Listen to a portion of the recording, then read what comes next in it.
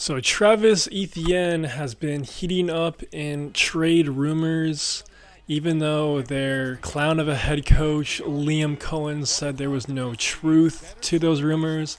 I don't know, man. If I'm Travis and my head coach, Liam Cohen, the great stand-up guy that he is debunking it with his words. I just don't know how much merit that really holds. We all know what happened this past offseason with how Liam Cohen got the Jags head coaching job. He completely ghosted the team that made him and the Tampa Bay Buccaneers in order to actually get this deal done to become the Jags head coach. Not a big fan of the guy, and I'm just saying, word in the NFL means absolutely nothing. It's a business, and words even mean a lot less when it comes from clowns like Liam Cohen. So in my opinion, I feel like the Travis Etienne rumors are very true. I would not be surprised if he did get moved. And, if hypothetically the Jags get a good offer, I would definitely pull the trigger. This past season in 2024, Tank Bigsby pretty much took over for Travis. He's more of a complete running back. He could actually break tackles. He's more of the ground and pound sort of stereotypical RB. Travis is definitely good. He is electric, but he's more of like a third down back. I feel like he could be an every down back. It just has to be with the right system. And I don't know if that system is with the Jacksonville Jaguars and Trevor Lawrence. And as far as Travis, I feel like he's had a pretty interesting career so far in the NFL. In his first year in the NFL, he actually missed the whole season with a broken foot, I believe. And then in year 2, he went off.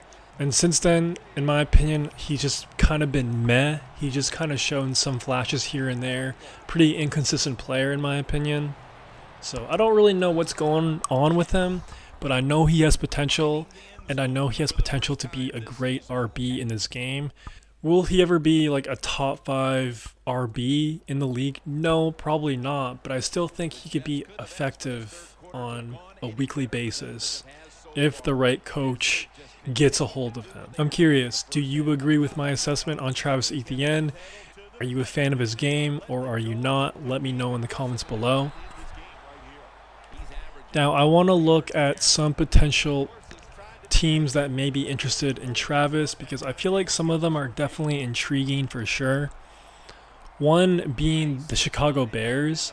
For some reason, Chicago has been in the news for acquiring another running back, which I don't know if I agree with that. I think DeAndre Swift did a pretty good job a year ago. I know some Bears fans may not agree with me, but that O-line was horrendous, and I feel like he definitely had some moments. I don't know. If I'm Chicago, I would rather add another piece to that defense than to add another RB right now. I feel like I would give Swift the benefit of the doubt that he's going to have a good season in 2025. Plus, they still have Roschon Johnson, and I feel like his first year in the NFL was good.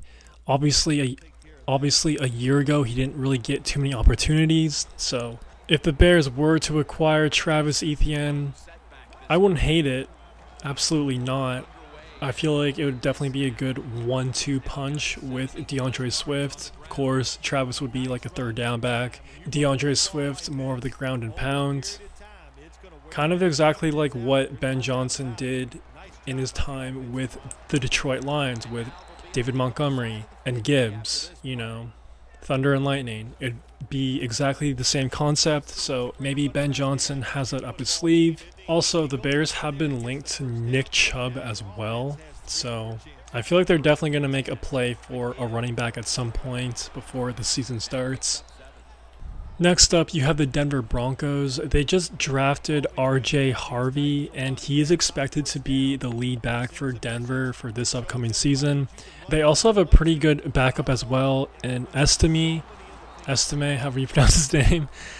So adding a player that's been around for at least a minute in Travis Etienne, I feel like that definitely wouldn't be a bad play.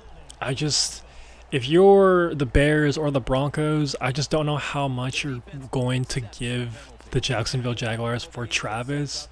Honestly, if I'm them, maybe like a fifth and a sixth. I feel like a fourth might be too much unless an injury takes place in training camp. Sure, splurge a little bit, but I feel like a fifth and a sixth is fair. I feel like a fourth, a third is kind of pushing it, in my opinion.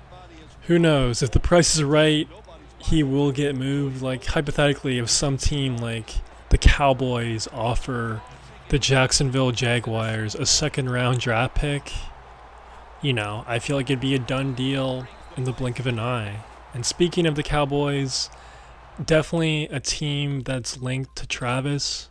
I feel like their running back room is just like a patch job right now. They signed Javonte Williams and Miles Sanders. Both guys are over the hill, even though they're really young. Javonte Williams suffered a serious injury 2 years ago where he tore his PCL and ACL in one tackle, and he just hasn't been the same guy, unfortunately. He was such a beast prior to that injury. And for Miles Sanders, pretty good start to his career in Philadelphia, but he didn't do a thing in Carolina. So, if you're Jerry Jones and you sign those two guys and you think all of a sudden you have a competent run game, it's just a joke to me. So, I wouldn't be surprised if the Cowboys make a move for a running back at some point in July or August. Maybe they'll have a sudden epiphany that, yeah, these two guys aren't going to get it done. We're trying to win a Super Bowl this year. We need a better RB for Dak, for this O-line, for this team. So, Travis Etienne to Dallas, I like that move a lot. Makes a lot of sense to me. One last team that's kind of been aggressive with trades recently are the Pittsburgh Steelers. They didn't re-sign Najee Harris. He went to the LA Chargers. So as of today, it looks like Jaylen Warren is going to be the RB1. They also drafted Caleb Johnson, which I think he might be pretty good. And they also signed Kenneth Gainwell. So not a bad trio right there, but you never know how training camp is going to look. You never know how preseason is going to go. And with a guy like Arthur Smith, I feel like he's kind of borderline a dictator-esque offensive coordinator, so I feel like it's really easy to get in his doghouse. So, hypothetically, if Caleb Johnson doesn't really get off to a great start, or Kenneth Gainwell doesn't really fit his system and whatnot, I could see Travis Etienne definitely going to Pittsburgh. Of course, the Pittsburgh Steelers just traded George Pickens. Apparently, they're interested in acquiring Jonnu Smith. So their GM is really active in trying to find deals on how to improve this team. This is pretty much the last dance of this core, in my opinion, with Mike Tomlin, maybe TJ Watt, etc., before it all gets blown up. If you were Travis Etienne, where would you want to go? Honestly, if I'm Travis's agent right now, I would want him to go to the Dallas Cowboys, just because I feel like he would get the most volume there, and I feel like the Cowboys would maybe pay him a big contract at some point. If he goes to Chicago, I can't really see them investing a lot in him once his contract expires. Same thing with the Broncos, same thing with the Steelers. So I think the Cowboys would definitely be the best spot for Travis. You let me know if you agree with me down below in the comments. If you made this far, please subscribe and like the vid. It'd help out your boy a ton. That's all I got for right now. Peace. They're expecting you to run the football. They were ready, and they stopped the team for a short gain. The Steelers with 2 extra defensive backs in the dime. 2nd down and 7. He'll throw it over the middle. Tried to find his target over the middle, but that pass goes incomplete. That's what you expect in the NFL nowadays from the players, especially these receivers. They're so aggressive, so athletic. They go all out for every catch. That time he just lets it all go. Not able to make the catch, but I'll give him an A for effort. No one's going to get him now. The 10, going to take it home for the touchdown.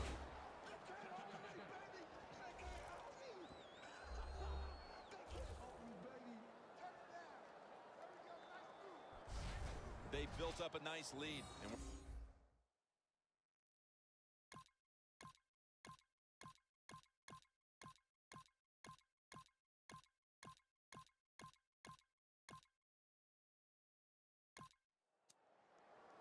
The Jets have put together a tremendous offensive performance here today, but it's still just a one-possession game because their defense hasn't done its end of it.